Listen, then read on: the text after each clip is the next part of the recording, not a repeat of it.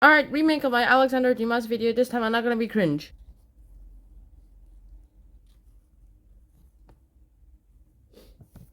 Now this is Alexandre Dumas. Alexandre Dumas was born on July 24th of 1802 in this place. And why is he called Dumas? Well, first off, you have to understand that this is Alexandre Dumas.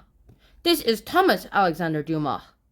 And whether or not they look alike, they basically both are basically this skin tone. That's all I'm going to say, skin tone. His dad was born in Haiti, unlike his famous son, also this guy was also famous, who was born in France, luckily. But to truly understand his stories, we have to also take a little look at his life. So I guess this is a video about Alexandre Dumas and Thomas Alexandre Dumas. But first let's start talking about Thomas Alexandre Dumas, the father.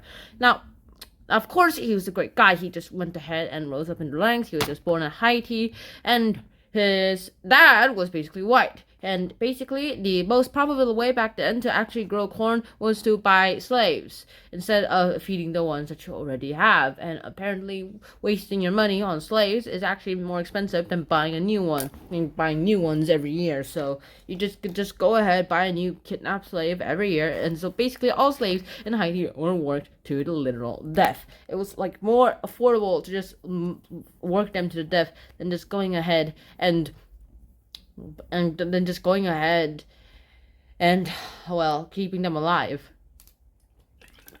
Luckily, Alexandre Dumas' father, Thomas, didn't really have to worry about that. All he had to worry about, that's a nice life. His dad went ahead and bought a concubine because he basically couldn't get a wife, and he didn't bother trying to get a wife, and basically he got that concubine and got them together, and he basically got Thomas Alexandre Dumas born. Thomas Alexandre Dumas was a great guy, and however, his father had financial troubles, and like, I need to get him some inheritance money, but however, I can't get to France because I don't have any money.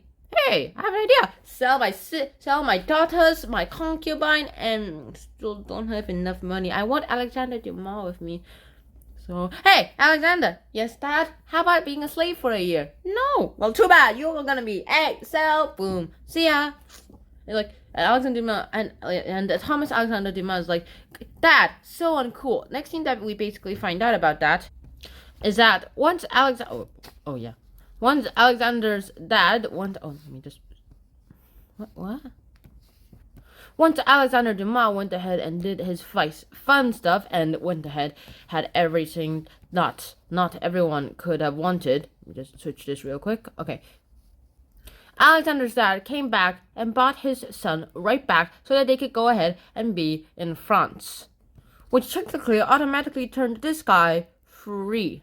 And so with that, we get a lot of other things too. Now, first of all, you have to remember the fact that this guy lived as a slave for at least 1 year. And with that, he basically is suddenly thrown into a bunch of education. He's suddenly given philosophy, history, science, mathematics, and even psychology courses. And with all that, he's also topped up with fencing lessons with the best person in the country, with the best swordsman, and also, apparently, general in the country, who just also happens to be half white, half black.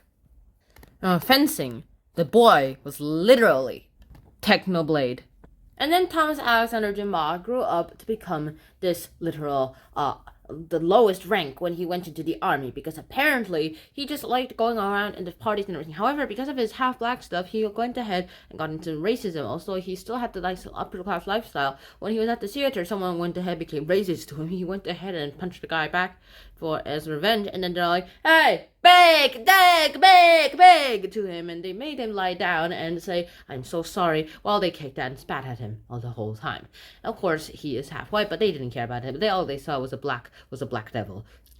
Next thing that happens is that he joins the army. However, even though he's from the aristocratic things and he has a pretty big hotshot white dad, he still starts off with the lowest rank. Like most of the people from the aristocracy start here. However, Alexandre Dumas started here. However, unlike the rest of the aristocratic dogs, he went ahead and started rising the ranks. Also, first off, he just went ahead and became well, the next level. Officer, which is where most aristocratic people just start off at, but, well, this is racism, people. And then he went ahead and saved this girl. He asked her dad's permission to marry her, and then he said yes, but on one condition: that Alexandre Dumas must at least be promoted to the rank of sergeant, and currently he's literally an officer. However, when Alexandre came back a few weeks later, he was promoted literally 4 ranks above sergeant. And of course, to that let the marriage proceed. Next thing that happens is that Alexandre Dumas' dad just went ahead and was sent into the war. Alexandre Dumas basically had his daughter. He only spent 4 days there, and then he went ahead and met Napoleon Bonaparte. Not gonna show his face because I'm too. And with that, we basically get a bunch of other things. The next Thomas Alexandre Dumas was sent to Egypt with Napoleon Bonaparte. They start going ahead, become rivals, even when they should be BFFs. And then this guy gets thrown into jail, and he says, "Napoleon, come pry me out of jail." And Napoleon's like, "Sorry, man, I have other business to attend to. Good luck. We're rivals anyway. See ya." And unfortunately, this guy never got the revenge that the Count of Monte Cristo could have had. Next thing that we find out is that Alexandre Dumas already had this 13-month-old daughter, as well as the firstborn daughter. However, that daughter died, and then finally, this is where our official story starts, where Alexandre Dumas was born. When he was just a few months old, he would just go ahead and he reported that he was on his dad's lap. However, his dad seemed to be so sad because apparently Napoleon, the family wasn't on Napoleon's side. The family was on Napoleon's side and fell out of favor from Napoleon. So they basically fell down ranks. Next thing that happened is that Thomas Alexandre Dumas basically died, and next thing that happened is that Alexandre Dumas started growing up. He basically had a great education, and let me tell you a bit about him. This is where our official story starts. He was born on July 24th of 1802 in Villers-Cotterets, Picardy, Paris. And this is basically his birthplace. Next thing, and he basically lived out his whole life in this mansion. However, widows who had other husbands, generals who are deceased, were supposed to be given pensions by Napoleon, the emperor. However, when he heard that it was Alexandre Dumas' wife that was going to receive the pension, he forbade it and said, "You shall not say that name or give any help to that person. At least not in front of me and not in my will." That happens, and basically they had a hard time. They lived in poverty, unlike Alexandre Dumas. And Alexandre Dumas went ahead and did a bunch of writing. He went to school, he had a nice time. Next thing that happens though is that he starts writing great things. Louis Philippe went ahead and started helping him out because apparently young Alexandre Dumas decided he would like to go to Paris, and Paris, he thought he would immediately strike out the dollars because Paris is he immediately strike out the francs. He'd probably get a bunch of francs already, just like other big hotshot offers probably.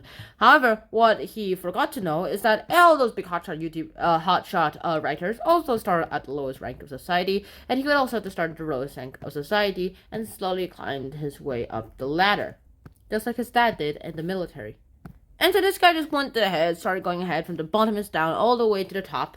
And they finally got a sponsor, the Louis Philippe. Louis Philippe helped them out a lot, and then he helped produce the first play that Alexandre Dumas has written, which is called Henry III, and it's the court. And his court, which was not bad. It had a pretty good reception, and basically it had its opening night was like the opening night for Avengers Endgame. Avengers, bing, assemble. And with that, we get a bunch of other things going on. So he writes a few more plays. He decides to switch up his gang work to writing novels. Next thing that I find out is all the fact that he's got big hotshot novels too. First off, keep in mind these were written in French. He got a few novels published. They weren't as well received. Then he wrote The Count of Monte Cristo, which Alexandre Dumas actually got inspiration for the character from his dad, who was also put into jail. But unlike 20 years, he was put into jail for 20 months. Unfortunately for his dad never got his revenge, while the Count of Monte Cristo was given revenge. And with that, he basically had a nice life, and he basically had the greatest time of his entire life. So the Count of Monte Cristo does everything he can to do away with his life, and he just goes ahead and gets his revenge. And then, of course, next up that happens is that he creates the Three Musketeers, which has been adapted into this darn little movie. Apparently, Barbie even created a movie version of it, and Disney also turned Mickey Mouse, Goofy, and Donald the Duck into the Three Musketeers. And finally, last but not least, a lot of other things are happening. And then next thing that happens is that all this bad credit happens. He starts having bad credit. He starts losing money. Then he starts spending more money than he earns, and he starts losing credit. And next thing that happens is that he eventually dies with nice life. He died mainly of natural reasons. He died on December 5th of 1870, most likely from a heart attack. Other people call it natural reasons. But hey, that's about it. So I really hope you guys actually did enjoy this episode. Alexandre Dumas and Thomas Dumas were two of the best people in the world. Thomas Dumas was known for the generals. Alexandre Dumas was known for his life and dedication as a writer and giving us the greatest stories ever known today. And pretty much that's about it. Those are the two legacies that each person gives, and I have nothing more to say about this. So I hope you guys actually did enjoy the story. I hope to see you guys soon. Until the next time, shout out, peace, bye. This has been a nice remake of my video, and please wear a helmet. See ya!